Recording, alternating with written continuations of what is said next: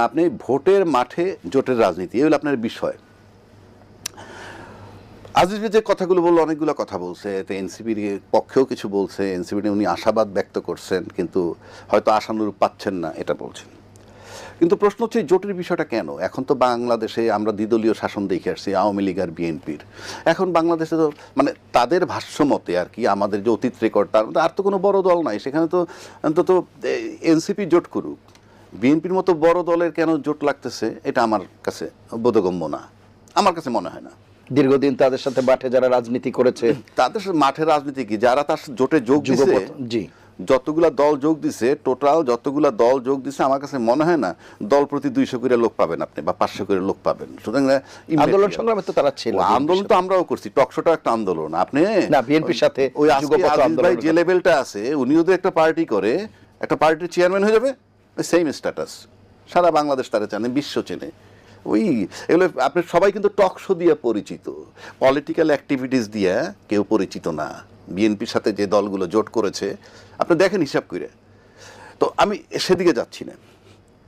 আপনি জোটের মানে হচ্ছে আমি একটা বড় দল, আমি আপনাকে বললাম আপনার এক্স দলের নেতা, আমি আপনাকে বলছি আপনার আমি দাঁড়ান ইলেকশনে জোটের মধ্য থেকে দিয়া আমার লোকেরে বলতেছি তারে ভোট দিও, কারণ আপনার ভোট নাই। এটা কোন গণতন্ত্র? আমার দলের আদর্শে যে বিশ্বাসী সেই লোকগুলাকে আমি বলতেছি যে কালকে মজলিস সাহেবকে তোমরা নির্বাচনের দিনে ভোট দিবা। এটা তো আপনি তো গণতান্ত্রিক চর্চা করছেন না, আপনার ইচ্ছা, আপনার ডিক্টেটরশিপ আপনি অ্যাপ্লাই করতেছেন। কোন বিধানে আপনি বলতেছেন? সমমনা, তারা সমমনা হলে তো এক দলই থাকতে পারতো, কাগজে দুই পদের লেখা গঠনতন্ত্রে, আবার আপনি কইতেন সমমনা। এগুলো তো অবান্তর কথা। দ্বিতীয় আসেন, আবার আপনি আপনার দলটা ছেড়ে এসে আমার দলে যোগ দিছেন, আমার দলের প্রতীকে নির্বাচন করতেছেন। আপনি একটা এমপি হওয়ার স্বপ্নে আপনার দলের আইডলের ডাস্টবিনে ছুড়ে দিয়ে আপনি চলে আসছেন। এটা কোন রাজনীতি? Nobody will trust you. অর্থাৎ আপনি যে পার্চেজেবল কিংবা লোভী কিংবা ক্ষমতার লোভী ইত্যাদি ইত্যাদি, আপনি আপনার আদর্শ নিয়ে থাকলেন না কেন? এই কারণে আমি জোটের রাজনীতি আমি ব্যক্তিগতভাবে 100% গণতন্ত্র বিরোধী। দেশে গণতন্ত্র বলতে কিছু নাই, ক্ষমতায় যেতে হবে। এদেরকে সাথে রাখলে কি হবে? একসাথে থাকবো, কারণ একটা ছুটে গেলে এর বাইরে বর্ণনা দেওয়া শুরু করবে, কোন নির্বাচনে কে কোথায় ইঞ্জিনিয়ারিং করছে, কে কোথায়, এই জন্য এগুলো পকেটে নেওয়া। কোনো আইডিওলজি আছে? আইডিওলজি থাকলে আমি কেন যাব? আমার দলটাকে আমি বলছে জানেন না এখনো কৌশলগত হোয়াট ইজ কৌশল? কৌশল মানে আপনার দলের বিকেই দেয়া। এখনো অন্তত 50-60টা আবেদন করা আছে যারা পার্টি বা পায় নাই, হাইকোর্টে মামলা পেন্ডিং আছে, রেজিস্ট্রেশন পাইতেছে না, আর আপনি সেটাকে বিকে দিয়া আপনি এখন এমপি হবেন। কারণটা কি? এবং প্রত্যেকে কিন্তু জাস্ট টিভি টক শো দিয়ে পরিচিত, কোনো রাজনৈতিক কর্মকাণ্ড দিয়ে পরিচিত না। আমি বড় দলের কথা বলছি না, যারা জোট হিসেবে যুক্ত হইতে গেছে। সুতরাং কারো কারো বর্ণাঢ্য রাজনৈতিক ক্যারিয়ারও আছে। বর্ণাঢ্য ইন্ডিভিজুয়াল, বর্ণাঢ্য রাজনৈতিক ক্যারিয়ার জাস্ট একজন ইন্ডিভিজুয়াল, সেই দলেরও আপনি চেয়ারম্যানরে খুঁজা পাইলে সেক্রেটারি খুঁজা পাবেন না। আমি তো রাজনৈতিক ক্যারিয়ার নিয়ে কথা বলতেছি না, বহু দলের, কিন্তু আপনার যে রাজনৈতিক আদর্শ, it is not accepted by the people. আপনার কোনো লোক জনসমর্থন নাই, থাকলে তো আপনি যাইতেন না। আবার উল্টা দিকটা আসেন, এনসিপি জোট বানাইছে, সেখানে আপনি দেখেন ওই যে আমার প্রশ্ন করে, এখানে সে প্রশ্ন করছে আপনি কোন দল করেন, মানে আপনি জেনুইন কথা বললে যদি কারো পক্ষে বিপক্ষে যায়, আপনি কি যাত্রাবাড়ির আন্দোলনের কথা মনে আছে জুলাইতে? হ্যাঁ, সেখানে কিন্তু পিওর মাদ্রাসার ছাত্র আন্দোলন করছে, কোনো ইসলামী দলের নেতৃত্ব হয় নাই, মাদ্রাসার ছাত্ররা নামছে, সেখানে ছাত্ররা প্রাণও হারাইছে, তারাও ভোট দিবে। এবং এই ছাত্র সংখ্যা, আপনি যার জন্য আজকে বড় দল হাটাজারি মাদ্রাসা আরো কোন কোন মাদ্রাসার সাথে একটা সমঝোতা করার চেষ্টা করতেছে ভোটের জন্য, অর্থাৎ ভোটের জন্য এদেরকে সবাই ডাকতেছে। কিন্তু এই যে জুলাই আন্দোলন যারা করছে, তাতে মাদ্রাসার সাথে একটা বিশাল রোড, যাত্রাবাড়ি, সায়দাবাদ, ওই দিক দিয়ে শনি রাখটা পর্যন্ত সবই কিন্তু মাদ্রাসা। এই ভোটগুলা কোথায় যাবে? এই ভোটগুলা তার আদর্শগত কারণেই এনসিপিতে যাওয়ার কথা। 2 নম্বর আসেন, গত 16 বৎসরে আপনার 4 কোটি ভোটার তৈরি হয়েছে, যেটা আমরা বলি তরুণ ভোটার। এই 16 বছর কিন্তু শুধু আওয়ামী লীগকে ক্ষমতায় দেখছে, অন্য কোনো রাজনৈতিক দলের চেহারা দেখে নাই, বিরোধী দল হিসাবেও দেখে নাই। তাহলে তারা কারে ভোট দিবে? তারা ভোট দিবে নাম্বার 1 আওয়ামী বিরোধী। আওয়ামী বিরোধী বলতে এনসিপি, পরিষ্কার। আজকে পর্যন্ত বিএনপি আওয়ামী বিরোধী না? তাহলে তো এনসিপি, আমি বিএনপি আওয়ামী বিরোধী কিনা সেই প্রশ্ন যদি আপনি আমাকে করেন, সেটা তো আমি একটা পার্সোনাল প্রশ্ন করে ফেললেন। আওয়ামী বিরোধী যে শক্তিটা থাকবে তাকে তো এনসিপি কে বুকে জড়ায় নেওয়ার কথা। জিনিসটা বোঝার চেষ্টা করেন। আওয়ামী বিরোধী শক্তি যেটা, আমি যদি আওয়ামী বিরোধী হই তাহলে তো আমি ওই শক্তিটাকে বুকে জড়ায় নিব। ও কেন আরেক জায়গায় গিয়ে জোট বানাবে? বানাইছে তো সে জোট। আসন্ন সমঝোতা হয়নি। আসন সমঝোতার বিষয়ে আমি যাচ্ছি না। আমি এমন একটা বড় দল, আমি বুকের ভিতরে জড়াই নিয়ে তারকে বুঝাইতে পারতাম, তোমরা যেটা করেছো অসাধারণ কাজ করেছো, এখন তোমাদের কাজ ইয়েস তোমরা এমপি মন্ত্রী হওয়ার যোগ্য, আমরা 25 জন এমপি বানাবো। সমস্যাটা কোথায়? কথার কথা বলছি আমি। আপনি যদি একসেপ্ট করতেন তাহলে তো সে আরেকটা জোট বানাইতো না। তাহলে এখন জোট দাঁড়াইলো বিএনপি জোট বনাম এনসিপি জোট। এবং আপনি যদি বিএনপি জোটের সাথে যারা তাদের কথা বললাম ভোটার নাই, তা না হইলে দল ছাইরে কেউ যায় না, দলটা ছাইরে কেউ যায় না। এবং দল ছেড়ে যারা গেছে এলাকায় অফিস করতে পারতেছে না, এইরকম রিপোর্ট আছে। আমি পার্সোনাল নামটা বললাম না, তার ক্ষতি হবে। ভিড়তে পারে না ওখানে, পারবেন না। কারণ আমরা 16টা বৎসর আমি রাস্তায় নির্যাতিত হয়েছি। এখন আপনি জোটের নামে, জোটটা অপরাধটাকে ওই যে খুনসুটি করবেন, কানাঘুষা করবেন, বাজে কথা বলবেন, কমেন্ট করবেন, টকশোতে এসে কথা বলবেন, শুধু ওইটুক বন্ধ করার জন্যে। আর তারাও তার দল বিকে দিয়ে চলে আসছে। আর যারা এনসিপির সাথে যারা জোট করছে আপনি দেখেন তাদের প্রত্যেকেরই কম বেশি ভোটার আছে। আপনি মাদ্রাসা বেসড যদি ধরেন সেখানেও কিছু ভোটার আছে। এখন তরুণ যে 4 কোটি ভোটার, যার কথা আমি বারবার বলতেছি, নির্বাচন যত শুদ্ধ হবে মাঠে প্রতিদ্বন্দ্বিতা তত কঠিন হবে, আমি আপনাকে বলে দিচ্ছি। কারণ ওই যে 4 কোটি ভোটার তারা কিন্তু 5ই আগস্টের পরে মাঠে যে বড় দুটো দল ছিল তাদের অ্যাক্টিভিটিস দেখছে, সেই অ্যাক্টিভিটিস দেখে তারা বিবেচনায় নিবে। কারণ এই দুইটা মাঠের যে বড় দুইটা দল আগে কিন্তু ছিল না, ওই 16 বছর মাঠে ছিল না, 5ই আগস্টের পরে তারা দেখছে। তো 5ই আগস্টের পরে তারা দেখবে যে জুলাই আন্দোলনটাকে যারা ধারণ করে তাদের পক্ষে তারা যাবে। এটা গেল এক। ওই 4 কোটি ভোট তাহলে এনসিপির জোটের পক্ষে যাবে। এটা আপনার অবজারভেশন। আমার ওপিনিয়ন, আমি তো বলতেছি না এটা চূড়ান্ত। 2 নম্বর আসেন, যে 1400 ছেলে মারা গেছে জাতিসংঘের রিপোর্ট এবং 30-40 হাজার আহত হয়েছে, এরা কারা? হয় আজিজ ভাইয়ের নাতি, নয় আমার সন্তান, নয় ওনার সন্তান। মারা তো গেছে তারা, মঙ্গল গ্রহের তো না। এখন মনে করেন এই 1400 লোকের যে ছেলে পেলে মারা গেছে তাদের যারা পিতা মাতা আর আহত যারা হয়েছে তাদের দ্বারা পিতা মাতা বা নাতি, আপনি নিশ্চিত করে বলতে পারি সে যে দলেই বিলং করুক না কেন, সেই দলের অ্যাক্টিভিটি যদি দেখে যে ফ্যাসিজমের পক্ষে কোনোভাবে আছে, সে মুখে কিছু বলবে না, ভোট কেন্দ্রে কিন্তু ভোটটা তাদের বিপক্ষেই দিবে। কেননা তার সন্তান হারানোর ব্যথা এবং তার নাতির আহত হওয়ার যে ব্যথা, এইটা তো সে ভুলবে না।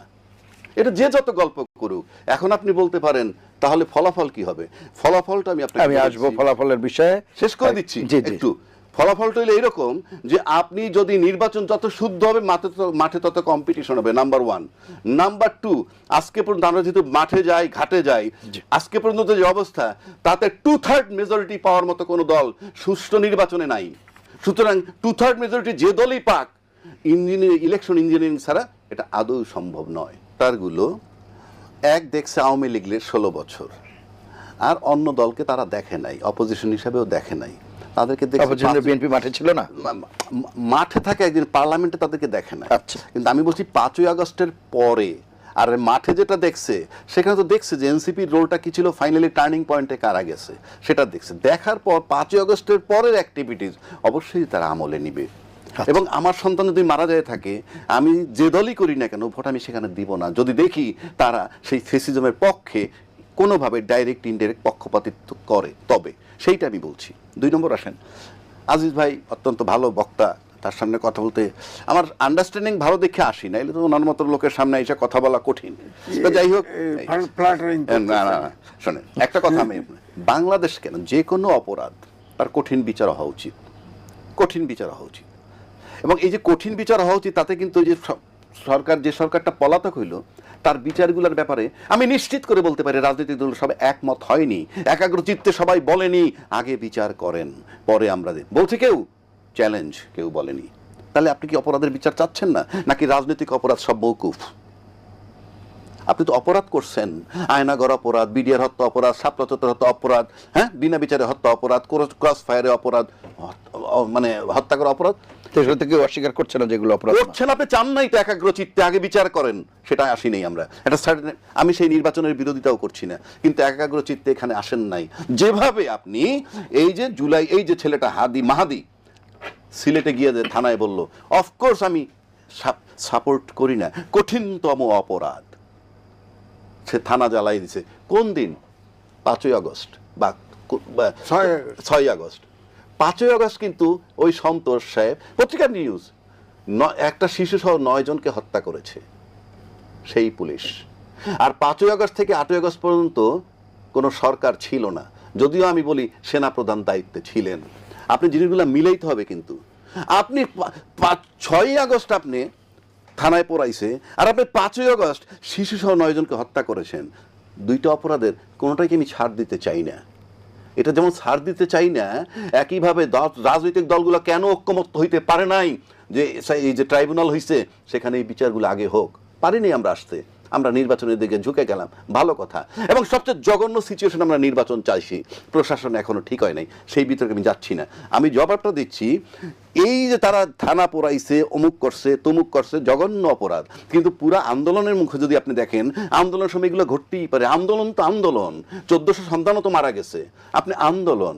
এবং সেটার বদৌলতে আজকে কিন্তু সবচেয়ে বড় দল আমাদের, সে মনে করেন আমাদের আরেকটা জিনিস আপনি বলেনি, এটা পরে বলবো, যে হাদি হত্যা হলো, তার আসামি কিন্তু গ্রেপ্তার হয় নাই। হাদিকে জুলাই চেতনার পক্ষের, আবার মাহাদি গ্রেপ্তার হল, সে কে? জুলাই চেতনার পক্ষের। তার মানে জুলাই চেতনার পক্ষের ব্যাপারে একটা টার্গেট বা অ্যালার্জি আছে। তাহলে আপনি হাদিকে গ্রেপ্তার করতে পারছেন, হাদি হত্যাকারীকে কেন গ্রেপ্তার করতে পারলেন না? এগুলো কোশ্চেন মার্ক। এইবার আসেন, আজকে যদি যে ফেব্রুয়ারি 26-এ যে নির্বাচনটা হতে যাচ্ছে, আমি চ্যালেঞ্জ ছুড়ে দিচ্ছি বাংলাদেশ সমস্ত পলিটিশিয়ানের কাছে, যদি ওই দিন ওই ঘটনা না ঘটতো, জুলাইয়ের ঘটনা না ঘটতো, আগস্টের ঘটনা না ঘটতো, আপনি ফেব্রুয়ারি 26-এ নির্বাচন পাইতেন না। শুকরিয়া আদায় করতে হবে, অবশ্যই শুকরিয়া আদায় করতে হবে যে আমরা ফেব্রুয়ারিতে নির্বাচন পাচ্ছি। 2, বেগম খালেদা জিয়া, তার সাথে আমার একবার ইফতার হয়েছে, বিরোধী দলের নেত্রী ছিল জিয়াউর রহমান সাহেব। আমি ইস্পানিতে পড়তাম, উনি ইস্পানিতে গেছিল, কুমিল্লা ক্যান্টনমেন্ট, আমার সাথে সাক্ষাৎ হয়েছে 2বার। আমি দুইজনের পার্সোনালিটি দেখে বিমুগ্ধ, অসাধারণ ব্যক্তিত্ব। আমি তাদেরকে মারাত্মকভাবে সম্মানও করি, কথাটা বোঝার চেষ্টা করেন। খালেদা জিয়া তো শুধু বেগম খালেদা জিয়া তো শুধুমাত্র তারেক রহমান সাহেবের মা হিসাবে পৃথিবী ত্যাগ করেননি, উনি ত্যাগ করেছেন তার সাথে কিন্তু উনি 3বারের সাবেক প্রধানমন্ত্রী, উনি জিয়াউর রহমান সাহেবের ওয়াইফ, মানে রাষ্ট্রপতির স্ত্রী, এবং ভারপ্রাপ্ত চেয়ারম্যান, উনি এখন বর্তমান চেয়ারম্যান, তার মা। এবং তার মা যদি শুধু সাধারণ একজন মা হইতো, তাহলে তো জয়শঙ্কর সাহেব আসতেন না দেখতে, আসতেন না। যদি জুলাই আন্দোলন না হইতো, তাহলে তার দাফনটা কোথায় হইতো সেটা নিয়ে আমাদের কাছে আজকে কোশ্চেন মার্ক হইতো। কারণ শেখ হাসিনা তার জীবদ্দশায় জিয়াউর রহমানের কবর ওখান থেকে তুলে নিতে চেয়েছিল, সেখানে কি আদৌ কবরটা হতো? আমার কাছে মনে হয় না। কোথায় হইতো? তাহলে আপনি জুলাই চেতনার বিরুদ্ধে, কিংবা জুলাই চেতনা আমি অ্যাকসেপ্ট করতেছি না, ইউনূস সাহেব যে সরকারটা আসলো, কেউ বলতেছে ইউনূস সরকার এই জুলাইয়ের চেতনার পক্ষে, মানে ছাত্রদের নিয়োগপ্রাপ্ত, তাকে ফাঁসি দেওয়া পর্যন্ত যাবে। তাহলে তার অধীনে যে নির্বাচনটা হইতেছে সেইটা ঠিক আছে? সবার চিন্তা করা উচিত। আজকে জুলাই চেতনার কারণে, জুলাইয়ের কারণে এই আমরা যা কিছু দেখতেছি শুধুমাত্র জুলাই চেতনার কারণ হয়েছে। এইটা যখন আপনি ভুলে যাবেন, অথচ 71 সালের মুক্তিযুদ্ধ কিন্তু আমরা আজও টানতেছি, এবং টানতে টানতে মুক্তিযুদ্ধের পঙ্গু করে দিছি, মুক্তিযুদ্ধের ইয়েটাকে ধ্বংস করে দিছি। কারণ আপনি মুক্তিযুদ্ধের নামে জনগণকে প্রতারিত করছেন, ব্ল্যাকমেইলিং করছেন। আজকে আপনারা সেই একই ইস্যু বানাইছেন। জুলাই চেতনা যারা করছে তাদেরকে তো সবার মাথায় তুলে রাখার কথা। ফ্রম ডে 1 বলতেছে তারা চাঁদাবাজ। ভাবটা এরকম যে আমরা 53 বছর পর প্রথম শুনছি চাঁদাবাজের কথা, এর আগে এই শব্দ আমরা জানতাম না। আবার কাছে তো প্রত্যাশা বেশি ছিল। আপনি প্রত্যাশা ওভারনাইট কেমনে আশা করেন? আপনি কেমনে আশা করেন? না, তারা বড় বড় সামনের কথা রাজনীতি- বলছে, তারা রাখেন, রাজনীতি- যে সমস্ত নৈতিকতার কথা রাজনীতিক বলছে, নেতা- তাদের কাছে কি সেটা আরে আশা রাখেন, করবেন? আপনি কিভাবে, আপনি যে সমস্ত রাজনৈতিক নেতা বয়স 74-75, তারা যখন এখনো তাদের বিরুদ্ধে স্ক্যান্ডাল পাওয়া যায় চাঁদাবাজির, সেখানে আপনি না, সেই ঘুরে ধরার ব্যবস্থা থেকেই তো আমরা একটা নতুন ব্যবস্থা উত্তরণের জন্য নতুন ব্যবস্থা আপনি প্রত্যাশা করেন from এরা কারা? রাখেন, প্রত্যাশা করছেন তো এই যে এনসিপির যারা চাঁদাবাজি, এরা কারা? কারা? হয় আমার সন্তান না আমার নাতি মঙ্গল করতে আসছে, তাহলে তো তার বাপের তো সে চাঁদাবাজি শিখছে। দেখি তাদের কাছে আপনি মানে জাস্টিফাই করা হচ্ছে কিনা? আমি জাস্টিফাই করতেছি না তো। আপনি যখন বলবেন চাঁদাবাজ, তখন বলতে হবে কি শুধুই এনসিপি চাঁদাবাজ? এটা আপনাকে বলতে হবে। না, এই তবে কিন্তু দিয়ে তো তাদেরকে আপনি জাস্টিফাই করা হয়, তাই কি না? অফকোর্স আপনি এই জুলাই না হইলে, আমি তো বললামই, আপনি তো নির্বাচনই পাইতেন না 2026, আপনি নির্বাচন পাইতে তো 29-এ, সেটা আপনি মাথায় রাখতেছেন না কেন? না, নির্বাচনের জন্য তাদেরকে আপনার যে কোনো প্রকার অনৈতিক কাজকে বৈধতা দেওয়া যায় কিনা? অনৈতিক কাজ কোথায়? আমি তো তার সমর্থন করছি না। চাঁদাবাজি অপরাধ, কিন্তু শব্দটা কি নতুন আমাদের কাছে? না। না, এটার বয়স 55 বছর। আমি আবারও দায়িত্ব নিয়ে বলছি, এটার বয়স 55 বছর। কিন্তু আপনি এমন ভাবে উপস্থাপন করতেছেন, আপনি মিডিয়া সহ উপস্থাপন করছেন, মানে শব্দটা আপনি নতুন শুনছেন। কারণটা কি? কি কারণটা কি বলেন? না, অন্য কাউকে কি উপস্থাপন করা হচ্ছে না? বলেন, কার নাম? পাঁচটা নাম বলেন না, বলেন। পারবেন না? চ্যালেঞ্জ করে দিচ্ছি। বাক স্বাধীনতা দেখছেন তো, আপনি সামনে আরো দেখবেন।